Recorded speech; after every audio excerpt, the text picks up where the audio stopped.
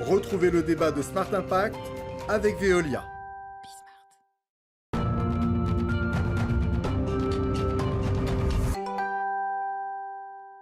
Quel est l'impact environnemental de la vente en vrac? Ces produits sont-ils moins chers? On en débat tout de suite avec Célia Renson. Bonjour, vous êtes la directrice de Réseau Vrac, réseau interprofessionnel dédié à la démocratisation de la vente en vrac.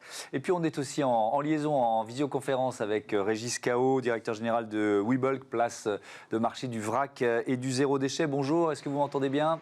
Bonjour, parfait. Bon, la liaison est bonne, c'est parfait. L'actualité, évidemment, c'est la loi climat et résilience présentée la semaine dernière en Conseil des ministres. Elle prévoit notamment le développement de la vente en vrac avec cet objectif affiché, on va le voir, 20% de la surface de vente des supermarchés en 2030. Célia Renson, je ne sais pas si vous avez la réponse, mais on en est où aujourd'hui? Ça représente quoi la vente en vrac pour la grande distribution? C'est quelques pourcentages des surfaces de vente? C'est moins de 5%? C'est moins de 5%. En fonction de la taille du supermarché, de l'hypermarché et de la taille du rayon vrac, ça peut être de 0,2 à 2% la surface de vente. Donc c'est vraiment très peu. Donc effectivement, si on souhaite passer à 20% de la surface de vente, c'est x10, c'est faire x10 en très peu de temps. Donc c'est un objectif ambitieux. Ouais, dans ces chiffres-là, moi, spontanément, je veux dire, il y a les fruits et légumes. Oui. C'est ça, Alors, essentiellement. Non, pas dans le 0,2. Dans le 0,2% que je vous ai donné, c'est vraiment le rayon vrac tel qu'on l'entend, sous forme de silo, de bac à pelle. En revanche, dans la définition de la vente en vrac, telle qu'on l'a amenée dans la loi AGEC du 10 février dernier, le rayon fruits et légumes, puisqu'il est en libre service, et on parle bien de produits présentés sans emballage, entre bien dans la définition de la vente en vrac. Donc, dans les 20% qui sont demandés, le rayon fruits et légumes sera intégré, mais on n'aura pas les services à la coupe, comme la boucherie, la charcuterie, etc. D'accord. Régis Cao, est-ce que ça vous semble réalisable, 20% des surfaces de vente d'ici 2030 ? Je pense que si c'est un objectif qui est posé par la loi, il est réalisable en magasin. Donc je sais qu'il y a des débats autour des 20%, ce qui porte sur les 400 mètres carrés, enfin sur la surface du magasin ou sur la surface des produits. Et c'est quelque chose qui est réalisable parce que tous les équipements existent aujourd'hui. Les produits existent aussi. On sait qu'il y a des marques qui commencent à s'intéresser effectivement à la vente en vrac ou du moins sans emballage. Donc c'est un objectif qui me semble réalisable, important, mais réalisable. Oui. Célia Renson, le vrac, là je continue de faire un peu de poser un peu le décor. C'est combien de commerces spécialisés aujourd'hui en France? Ça représente quoi? C'est plus de 650 en France. Et ce qui est intéressant de noter, c'est qu'avant la création de Réseau Vrac, donc moi j'ai cofondé l'association en 2016, en 2015 on avait à peine une vingtaine de magasins. Donc grâce à la formation, à l'engouement aussi des gens pour ce mode de consommation plus durable, plus responsable, on a réussi à amener en France, on est passé d'une vingtaine à plus de 650. Ce qui fait que d'ailleurs, la France est le pays le plus développé en matière de vrac, d'un point de vue parc de magasins. Donc on a ces épiceries spécialisées vrac, mais on a aussi les magasins bio qui ont un rayon vrac, il y en a plus de 88%. Au niveau des hyper-supermarchés, on est à un taux de 71%. Il faut savoir qu'en Allemagne, ils commencent seulement à équiper les magasins bio de rayon vrac. Ce que nous, on a déjà depuis les années 80. Donc on a un parc de magasins qui aujourd'hui en France est très développé et va continuer de s'accroître. Oui, c'est ça, la croissance va continuer. Elle va continuer. On a, l'année dernière, on a fait un chiffre d'affaires global de la vente en vrac. Donc là, je suis hors fruits et légumes, hors marché, hors service à la coupe, d'1,3 milliard. Avant la création de Réseau Vrac, on était à peine à 150 millions d'euros. Donc on a presque fait x10 en l'espace de 5 ans. Et d'ici 2 ans, notre association estime qu'on dépassera les 3,2 milliards. Pourquoi ? Parce qu'il y a ce parc de magasins qui continue de s'étendre, que l'offre de produits en vrac continue de se développer, alimentaire, non alimentaire, on a l'arrivée des grandes marques, on lève des barrières législatives, on lève des barrières techniques, on commence à avoir des sauces, des ketchup, etc. Et qu'aujourd'hui, on a un cadre législatif favorable, comme vous l'avez dit. Régis Cao, est-ce que vous pouvez nous présenter WeBulk? Qu'est-ce que vous proposez? Ça représente quoi comme offre pour les consommateurs WeBulk? Alors WeBulk, c'est une place de marché qui s'adresse aux épiceries dont vient de parler Célia. Donc c'est destiné aux professionnels qui vont pouvoir faire leurs approvisionnements auprès de producteurs engagés sur le zéro déchet. Et nous, l'objectif, c'est vraiment de digitaliser, apporter un peu de digital sur la filière du vrac et donner des outils à des petits acteurs, à toutes ces petites épiceries-là, d'acheter de manière plus efficace leurs produits. Régis, qu'est-ce que ça suppose en termes d'infrastructure de passer au vrac? Parce que ça ne se fait pas forcément d'un claquement de doigts, il y a un peu de préparation et d'infrastructure à mettre en place. Alors forcément pour les magasins, les infrastructures, c'est les équipements et les fameux silos qu'on voit très bien, qu'on imagine très bien. Donc c'est ça l'équipement principal de magasin. Et ensuite derrière, c'est vraiment une logique de gestion de son magasin qui est différente, puisqu'il faut remplir ces silos-là, avoir une gestion de la traçabilité très fine également aussi.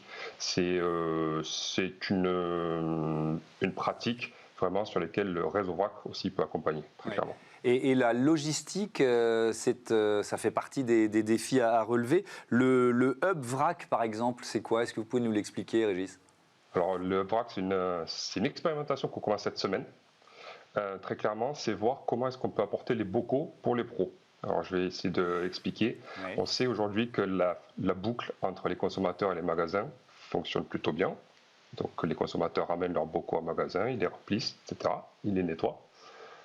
Par contre, entre les magasins et les producteurs, là aujourd'hui, on est principalement utilisateurs, consommateurs d'emballages jetables, donc dans le meilleur des cas recyclables, de sacs plastiques, de sacs papier. Et l'idée que l'on apporte, c'est d'avoir des bacs réutilisables entre le magasin et le fournisseur. C'est un projet en fait qu'on a dans les cartons, ouais. L'association SkeWeBulk qui est adhérente depuis le début de la création de Réseau Vrac. Comme l'a dit Régis, en fait, au niveau du consommateur et du magasin, on arrive à réduire les déchets d'emballage jetable à partir du moment où on fait ses courses avec un contenant réutilisable, mais il en reste en amont. Et en fait, toute la réflexion a été de se dire avec les magasins adhérents de l'association, les fournisseurs, comment on peut réduire les déchets d'emballage jetable des conditionnements de produits vrac, ces grands sacs de 5-10 kilos, pour faire en sorte que la filière du vrac soit vertueuse et génère des bénéfices environnementaux positifs sur toute la chaîne de valeur. Oui. Et parce que c'était pas forcément évident, c'est-à-dire que c'est le paradoxe du vrac, c'est que comment vous évaluez son impact environnemental en fait? On arrive à le mesurer d'un point de vue consommateur. Donc le vrac, par la juste quantité, permet de réduire les déchets d'emballage jetable. Aujourd'hui, on jette 7 kilos de nourriture encore emballée par an dans sa poubelle. Avec aujourd'hui le choix de la quantité, vous pouvez ajuster les quantités achetées à vos besoins, donc de ne pas surconsommer. Côté déchets d'emballage, on le mesure également. On jette en moyenne 50 kilos d'emballage ménager dans sa poubelle. Aujourd'hui, il y a une étude qui est parue en septembre dernier qui dit que si tous les Français, sur un an, ne consomment que des biscuits en vrac, on va pouvoir réduire de 8000 tonnes les déchets d'emballage plastique. Mais pas que. On va pouvoir diminuer par 2 les émissions de CO2, quasiment par 2 l'eau, la consommation d'eau qui est nécessaire pour fabriquer ces emballages, etc. On a la même chose sur le gel douche. On peut réduire de 20 000 tonnes les déchets plastiques du gel douche. Si on passe à du gel douche en vrac avec des contenants réutilisables, on divise par 2, pareil, la consommation d'eau et de CO2. Mais qu'est-ce qui se passe en amont de la chaîne de valeur? Donc on arrive bien côté consommateur et en amont on a des initiatives aujourd'hui chez les commerçants vrac qui fonctionnent bien au niveau local. On a beaucoup de commerçants qui travaillent avec leurs fournisseurs localement, qui récupèrent des bacs, des seaux, des pots de verre. Mais qu'est-ce qui se passe au niveau national? Quand vous avez une épicerie en Bretagne avec un fournisseur qui vient de Provence, on ne va pas renvoyer à vide les emballages. Donc il fallait trouver des solutions pour revenir régionaliser ces flux nationaux, d'où le projet de Hub Vrac, cette plateforme modulaire qui va venir au niveau régional re-remplir dans des contenants, des emballages de conditionnement réemployables, les produits vrac, venir être servis dans les magasins, revenir à la plateforme, nettoyer, laver, sécher, reconditionner, etc. Et on est en pleine actualité puisque ça démarre maintenant. Régis Cao, on va terminer, il nous reste 2 minutes, autour de la question du prix. Est-ce que le vrac est forcément moins cher? Alors, la question du prix sur le vrac, elle est large dans le sens où il faut qu'on compare les mêmes typologies de produits. Est-ce qu'on parle parce que le vrac, c'est un produit à lui-même, c'est une façon de vendre, c'est du zéro emballage. Après, en vrac, je peux vendre du produit de grande marque, du produit bio ou du produit low cost. Très clairement, aujourd'hui, on a l'habitude de dire que le produit vrac est plus cher parce qu'on va comparer souvent des produits qui sont bio à des produits qui ne sont pas bio. Mais la logique, encore une fois, veut que le produit vrac, puisqu'on n'a pas l'emballage, soit moins cher. Mais Et oui, si on compare des produits équivalents, on est vraiment moins cher. Ouais, si on compare les mêmes produits, c'est-à-dire vous parliez de biscuits, si c'est les mêmes biscuits avec un emballage ou en vrac, ils sont censés être moins chers ces biscuits, on est d'accord Régis? On est d'accord, on est d'accord. Ensuite, on a quand même une logique de coût en amont qui est aujourd'hui à travailler. C'est l'ambition du UpVrac, du projet UpVrac, c'est de comprendre quels sont les outils que l'on peut mutualiser entre les différents acteurs pour pouvoir réduire ces coûts-là de logistique, de transport, de stockage, etc. Qui vont impacter le prix de vente. Le mot de la conclusion sur ce thème du prix, Célia? Ce qu'il faut surtout comprendre, c'est qu'avec le vrac, vous allez réaliser des économies. Quand vous avez besoin d'acheter 3 gâteaux, pourquoi vous allez dépenser pour 12 gâteaux? Il est là aussi. Aujourd'hui, on a quand même 10 millions de Français qui vivent en dessous du seuil de pauvreté. Je pense que ça va s'aggraver aussi avec la crise sanitaire. Si vous avez besoin d'acheter uniquement 50 grammes de céréales, 20 grammes de riz et 10 grammes de beurre pour terminer la fin du mois et que ça rentre dans votre budget, c'est possible. Ouais. Nous, aujourd'hui, on a dans les épiceries vrac des tickets à 39 centimes. Et ça, c'est possible avec le vrac, de mieux maîtriser son budget.